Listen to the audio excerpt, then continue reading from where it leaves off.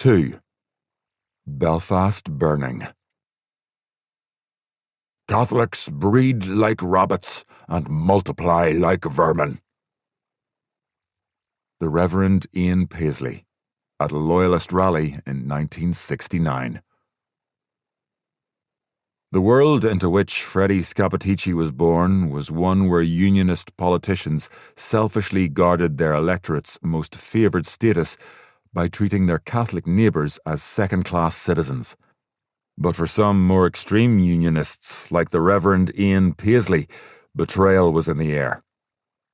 Paisley pointed an accusing finger at the moderate unionist, the then Prime Minister of Northern Ireland, Captain Terence O'Neill, and condemned him as a Lundy, someone who had betrayed the Protestant and Unionist cause by meeting with the Irish Taoiseach, the Premier, Sean Lemass, whom O'Neill had invited to Stormont parliamentary buildings on the 14th of January 1965. Paisley, a religious zealot in the Roaring Hannah tradition, who co-founded the Free Presbyterian Church in 1951, drove up to Stormont the following day in a car with an Ulster flag trailing from a window and placards which read, "No Mass, no Lemass, Down with the Lundys," and "IRA Murderer welcomed in Stormont." The journalist and author Max Hastings had a caustic view of Paisley. "Beyond any shadow of a doubt, no single man in Northern Ireland bears a greater share of the blame for all the horror that took place than Ian Paisley, leader of the Protestant extremists." Virulently anti-Catholic, Paisley conducted his orchestra of sectarian bigots with great aplomb, and by the early 1960s he was dipping his toes into local politics. In 1964, he precipitated 3 nights of serious rioting in the Catholic Falls Road area by calling upon Protestants to meet in their thousands at Belfast City Hall and thereafter to march on Divis Street to remove an Irish tricolour from the offices of a local Republican election candidate, Billy McMillan. Fearing a Protestant invasion of the Falls and the serious resistance that such a vista would have provoked, the police, using pickaxes and crowbars, forcibly removed the tricolour for Paisley, thus provoking the nationalist community. The demagogue's blackmailing tactic, with its inherent threat of violence and civil unrest, had won the day. 2 years later, on the 6th of June 1966, he was once more stirring up intercommunal tensions.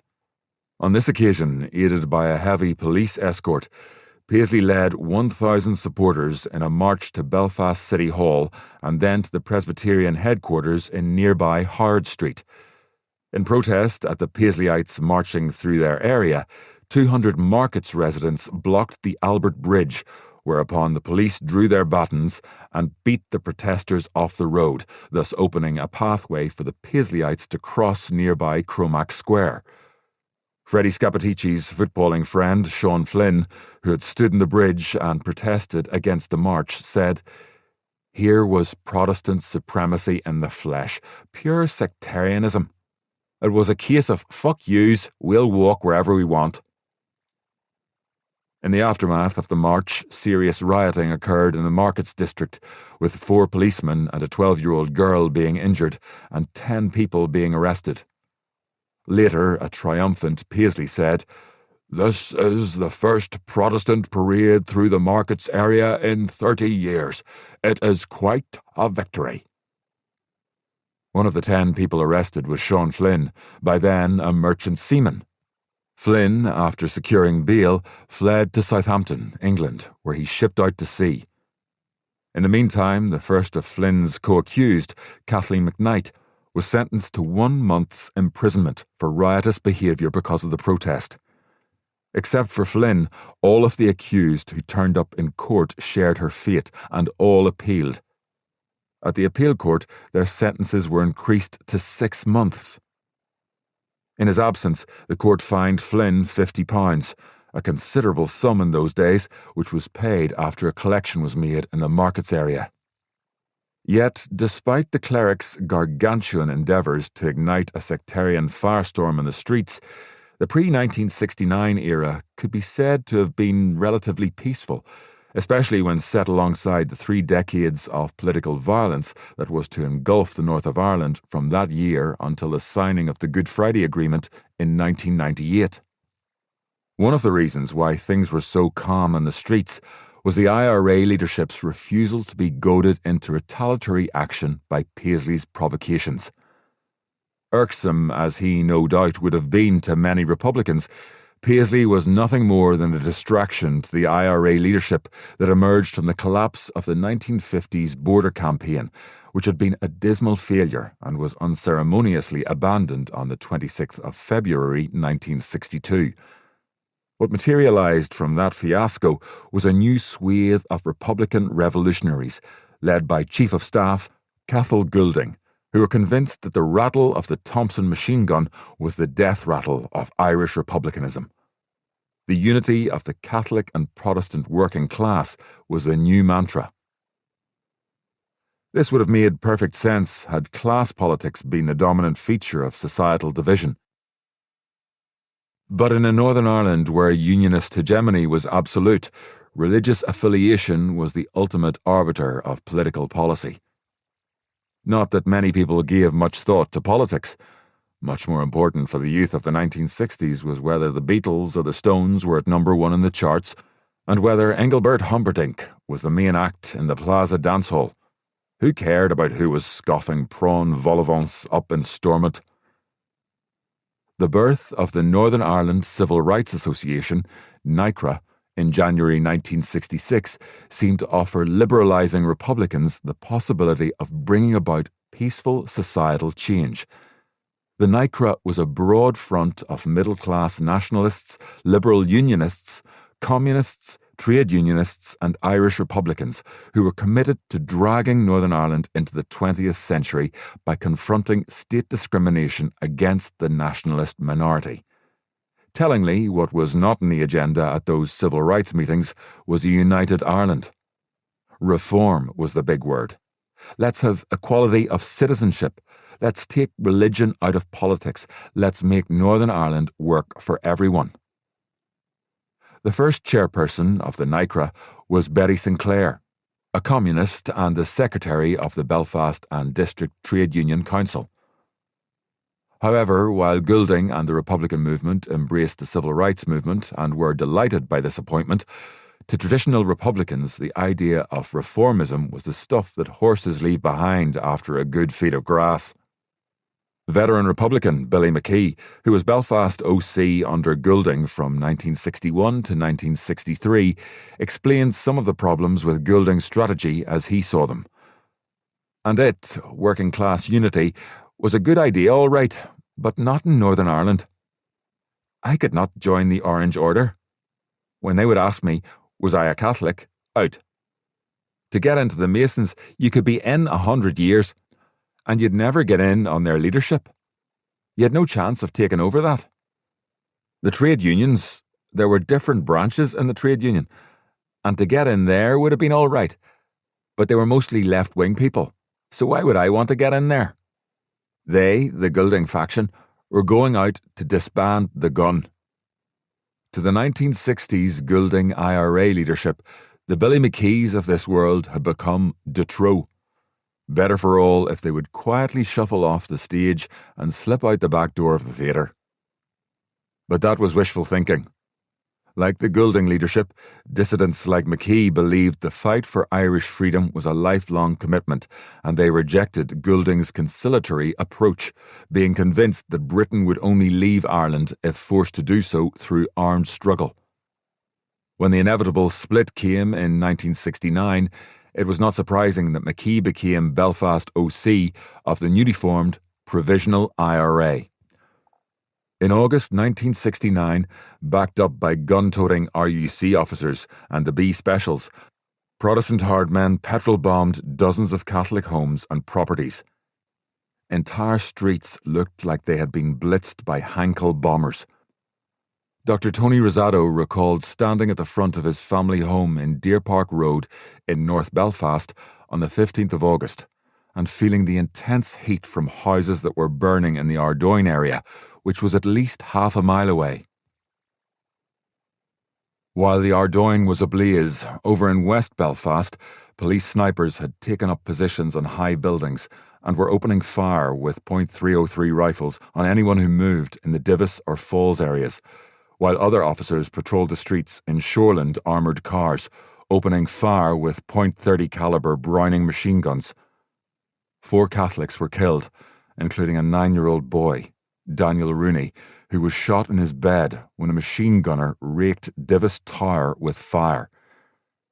A 20-year-old British Army soldier, Hugh McCabe, was home on leave when he was shot dead by the police outside Divis Tower. In Divis Street, a Protestant, Herbert Roy, 26, was shot dead by Republican gunmen. Fra McCann, a young man who would soon become a member of the Republican movement, described the carnage that was unfolding around him. "All that I seen was loyalists coming down with RUC and B specials attacking. At the front of Divis Flats, St Congle's School, and you look at the front of it, the walls are still riddled with bullet holes from 1969 to 1970. I stood in the stoop and watched women trying to carry their children with loyalist mobs running after them. Couldn't even get their belongings out of the houses, and the whole houses were burnt down around them. And RUC men and B specials actively took part in it." While the causes that led to the catastrophe of 1969 have been debated ad nauseum and are often disputed, there is little doubt that the not-an-inch attitude of the Unionist government towards the minority nationalist community was the real trigger behind the violence. What is certain is that the events on the streets of Belfast on the 15th and 16th of August 1969 were a disaster for the IRA, which had been lamentably ill-prepared for the armed police and loyalist onslaught on the Catholic community. People were angry, and they expressed their anger. For instance, on a wall across the road from Peel Street, which ran off the Falls Road, where someone dubbed IRA equals I ran away. As the months passed, young men and women who hitherto had little interest in politics were drawn to both the IRAs, but Freddie Scappaticci, by this time 23 years old, did not rush out to join the ranks of either. Instead, immediately after the violent assaults on Catholic areas, Scapatici took his place amongst the many vigilantes who patrolled the streets of the markets area at night.